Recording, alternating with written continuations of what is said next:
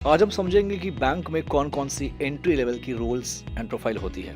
Branch banking यानी branches की बात करें तो सीएसओ, कस्टमर सर्विस ऑफिसर या कस्टमर सर्विस एग्जीक्यूटिव या फिर कहीं कस्टमर सर्विस एसोसिएट, ये सेम जॉब रोल्स हैं, अलग अलग नाम के साथ। मतलब डिफरेंट बैंक्स अपने अलग अलग प्रोफाइल के नाम यूज करती है। सीएसओ या फिर सीएससी, कस्टमर सर्विस ऑफिसर या कस्टमर सर्विस एग्जीक्यूटिव की जो सिटिंग होती है वो जनरली हेल्प डेस्क पे होती है। जब आप ब्रांच विजिट करते हो तो वहां पे आपने देखा होगा एक डेस्क होता है जहां पे लिखा रहता है how may I help you.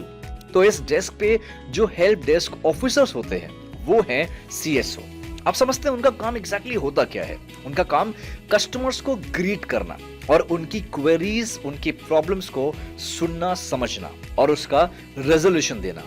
Account related queries, balance inquiries या ट्रांजैक्शंस डिटेल्स प्रोवाइड कराना होता है इनका काम। कस्टमर्स की जो भी रिक्वेस्ट है, जैसे चेक बुक, डेबिट या क्रेडिट कार्ड इशू करना, अकाउंट स्टेटमेंट के बारे में जानना, ये सारी चीजें प्रोसेस करने का काम होता है कस्टमर सर्विस ऑफिसर का।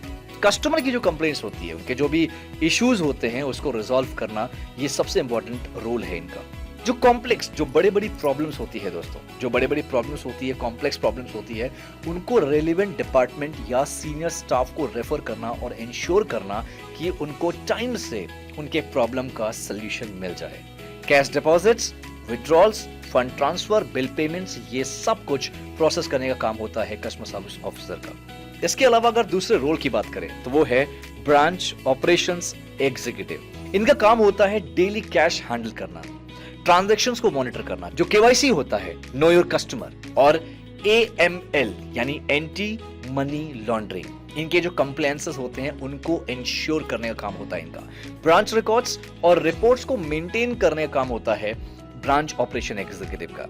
जो ऑडिट्स होते हैं दोस्तों, ब्रांचेस में जो ऑडिट्स होते हैं, ऑडिट्स के लिए डॉक्यूमेंट्स प्रिपेयर करना और इंश्योर करना कि सब रेगुलेशंस कंप्लाई हो रहे हैं, कोई भी रेगुलेशंस, कोई भी पॉलिसी ब्रेक नहीं हो रहा। ब्रांच टारगेट्स और गोल्स जो होते हैं उनको अचीव करने में ये हेल्प करते हैं। बैंक के प्रोडक्ट्स और सर्विसेज को भी प्रमोट करते हैं। Cross selling and up selling भी इनका केआरए का, इनका रिस्पॉन्सिबिलिटी का पार्ट होता है। अब नेक्स्ट अगर हम बात करें, बहुत ही इंपॉर्टेंट रोल है दोस्तों, ये है सेल्स ऑफिसर का।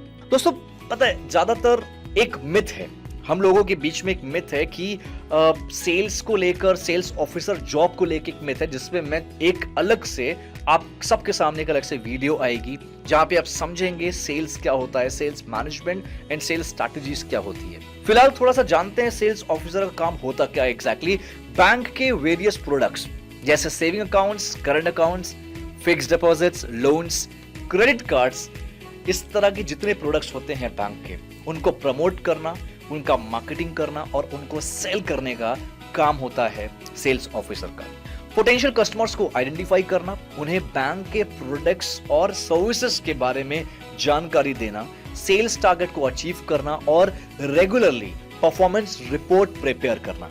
जो एग्जिस्टिंग कस्टमर है आपके, उनके साथ एक बहुत ही अच्छा रिलेशनशिप बिल्डअप करना, कस्टमर की नीड्स को समझना और उन्हें एक सुटेबल फाइनेंशियल प्रोडक्ट रेकमेंड करना, ये सारे रिस्पॉन्सिबिलिटीज दोस्तों होते हैं आपके सेल्स ऑफिसर के। अब सबसे इंपॉर्टेंट चीज जो 99% सेल्स ऑफिसर नहीं करते, जी हाँ आपने सही सुना, 99% सेल्स ऑफिसर जो बैंक्स में नौकरी कर रहे हैं वो ये चीज नहीं फॉलो करते, वो है मार्केट ट्रेंड्स को समझना, कंपटीशन एनालिसिस करना, आपके जो कॉम्पिटिटर्स हैं वो एग्जैक्टली क्या कर रहे हैं उनको मॉनिटर करना, पोटेंशियल बिजनेस अपॉर्चुनिटीज को आइडेंटिफाई करना, सेल्स की स्ट्रैटेजी बनाना कि अगर आपको कोई XYZ प्रोडक्ट मिला है, उस प्रोडक्ट के बारे में आपको पूरी अच्छी जानकारी होनी चाहिए और उस प्रोडक्ट को सेल करने की क्या स्ट्रैटेजी है, क्या प्लानिंग एंड प्लॉटिंग है, ये आपको प्रॉपर ड्राफ्ट करना होता है। आपको बहुत अच्छे से मार्केट में उतर के या फिर अलग अलग पोर्टल्स के जरिए मार्केटिंग एनालिसिस भी करना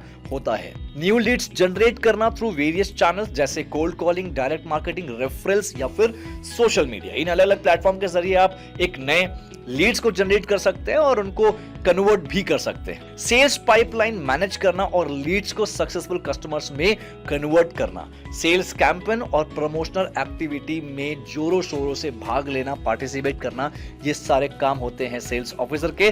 बट अफसोस की बात यह है कि विश्वास मानिए, जितने मैंने अभी यहाँ पे सेल्स ऑफिसर काम बताया, इसमें से 50% ही यूज किया जाता है। 50% ही आप अपने रोल में लाते हैं ये चीज। इसीलिए सेल्स जॉब लोगों के लिए कहा जाता है कि ये बहुत ज्यादा प्रेशर वाली होती है, बहुत ज्यादा टारगेट पूरा नहीं हो पाता। अगर आप कुछ टारगेट्स, कुछ स्ट्रैटेजीज को फॉलो करेंगे, डेफिनेटली आपका टारगेट पूरा होगा। इस पे मैंने ऑलरेडी बताया कि इस पे मैं अलग से एक वीडियो जरूर बनाऊंगा।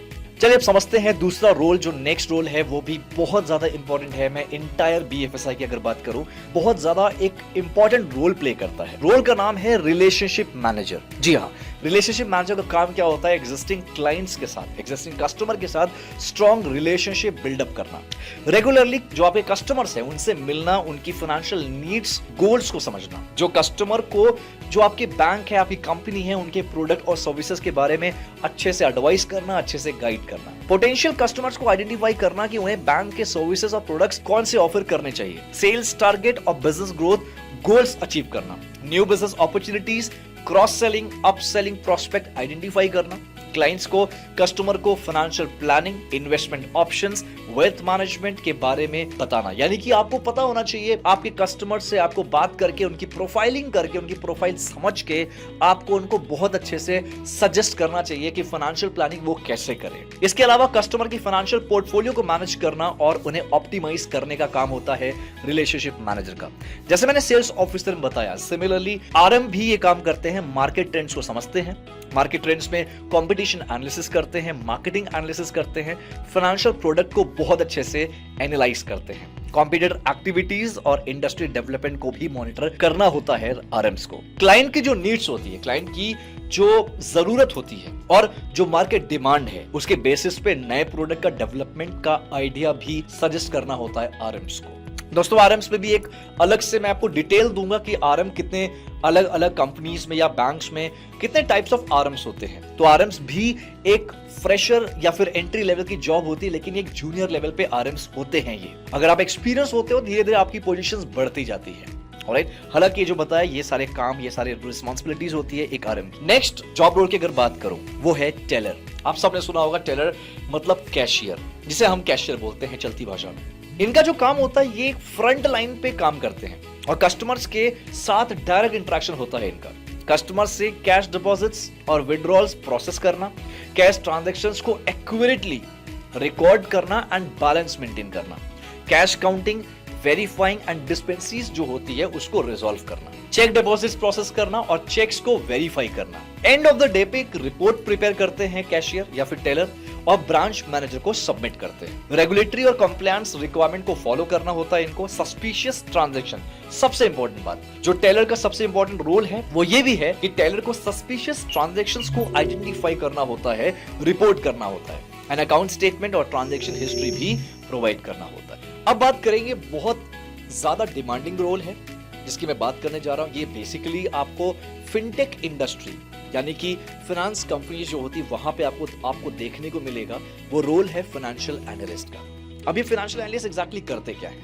नाम से पता लग रहा है, फाइनेंशियल एनालिस्ट मतलब एनालाइज करना, कोई चीज समझना। तो ये बेसिकली फाइनेंशियल डेटा को एनालाइज करते हैं, रिपोर्ट्स प्रिपेयर करते हैं और डिसीजन मेकिंग प्रोसेस में असिस्ट करते हैं।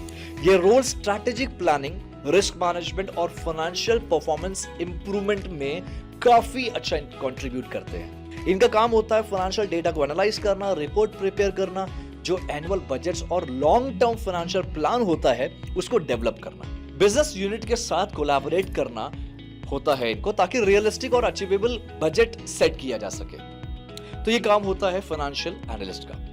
तो दोस्तों आप समझेंगे क्रेडिट एनालिस्ट। आप सबने सुना होगा क्रेडिट एनालिस्ट, जब आप लोन लेने जाते होंगे तो आपको कहीं ना कहीं एक रोल आता है, कहीं ना कहीं एक कॉल आती होगी आपके पास, शायद जो होती है क्रेडिट एनालिस्ट की। अब क्रेडिट एनालिस्ट का काम होता क्या है? यहां पर भी हम समझ रहे हैं, क्रेडिट यानी कि लोन, एनालिस्ट मतलब जो एनालाइज करता हो। एक फिनटेक या फाइनेंशियल भाषा में यही होता है, फाइनेंशियल इंफॉर्मेशन को एनालाइज करके लोन एप्लीकेशन और क्रेडिट वर्दीनेस ये एसेस करते हैं कि कोई भी कस्टमर को हम लोन दे सकते हैं, किसी भी कस्टमर को हम लोन दे सकते हैं या नहीं, या कोई भी कस्टमर लोन लेने लायक एप्लीकेबल वो है या नहीं। ये कौन एनालाइज करता है? Credit analyst. ये रोल रिस्क मैनेजमेंट और फाइनेंशियल स्टेबिलिटी इंश्योर करने के लिए बहुत क्रूशियल होता है। नेक्स्ट जो रोल है दोस्तों वो है इंश्योरेंस सेल्स एजेंट। रिस्पॉन्सिबिलिटी इनकी होती है इंश्योरेंस पॉलिसी सेल करना, न्यू क्लाइंट्स अक्वायर करना, एग्जिस्टिंग क्लाइंट्स को सपोर्ट करना और एडवाइस प्रोवाइड करना। इसके अलावा है क्लेम्स ऑफिसर, यानी कि इनकी जो जिम्मेदारी है, जो रोल है वो है इंश्योरेंस क्लेम प्रोसेस करना, क्लेम डॉक्यूमेंटेशन वेरीफाई करना, क्लाइंट क्वेरी को हैंडल करना। इसके अलावा जैसे अंडरराइटर हो गया, क्लेम ऑफिसर हो गया, रिलेशनशिप मैनेजर हो गया, इनके अलग अलग हायरार्की होती है दोस्तों। ये स्टार्ट तो करेंगे as a claim officer, as a RM, as a underwriter junior level पे। तो अंडरराइटर अगर जूनियर लेवल पे आप ज्वाइन करते हो, एंट्री लेवल पे ज्वाइन करते हो, तो आपका काम होता है इंश्योरेंस एप्लीकेशन को इवैल्यूएट करना, रिस्क असेसमेंट करना, अंडरराइटिंग पॉलिसीज को फॉलो करना। तो दोस्तों ये कुछ ब्रीफ में रोल्स थे। बीएफएसआई में इसी तरह की इंफॉर्मेशन के लिए जुड़े रहिए हमसे, और अगर आप भी बीएफएसआई का हिस्सा बनना चाहते हैं तो थोड़ा सा इंतजार तो बनता है दोस्तों। 23 जुलाई, जी हाँ 23 जुलाई को कुछ ऐसी इंफॉर्मेशन आपको मिलेगी, कुछ ऐसी जानकारी मिलेगी जो आपके करियर के लिए बेनिफिशियल साबित होगी। तो बिल्कुल अड्डा 24/7 से जुड़े रहिए, स्टे ट्यून्ड, अपने ऊपर काम करते रहिए, पढ़ते रहिए, बढ़ते रहिए। थैंक यू सो मच दोस्तों।